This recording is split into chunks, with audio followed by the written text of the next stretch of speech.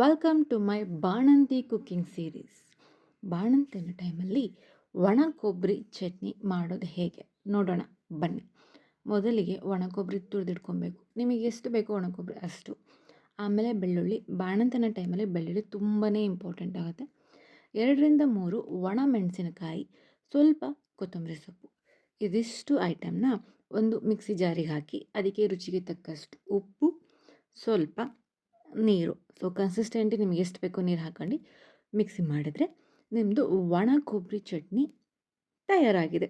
ಇದನ್ನು ದೋಸೆ, ಇಡ್ಲಿ ನಿಮಗೆ ಯಾವುದು ಬೇಕಾದ್ರೂ ಕಾಂಬಿನೇಷನ್ ಯೂಸ್ ಮಾಡ್ಬೋದು. ಇದಕ್ಕೆ ಸ್ವಲ್ಪ ತುಪ್ಪ ಮಿಕ್ಸ್ ಮಾಡ್ಕೊಂಡು ತಿಂದರೆ ಇನ್ನೂ ಟೇಸ್ಟಿಯಾಗಿರುತ್ತೆ. ಯಾಕಂದರೆ ಬಾಣಂತನ ಟೈಮಲ್ಲಿ ಬೆಳ್ಳುಳ್ಳಿ ಮತ್ತು ತುಪ್ಪ ತುಂಬಾ ರೋಲ್ ಇಂಪಾರ್ಟೆಂಟ್ ಆಗುತ್ತೆ. ಆಮೇಲೆ ನಿಮ್ಮ ಹೆಲ್ತಿಗೆ ಕೂಡ ತುಂಬಾ ಬೆನಿಫಿಟ್ಸ್ ಇದೆ.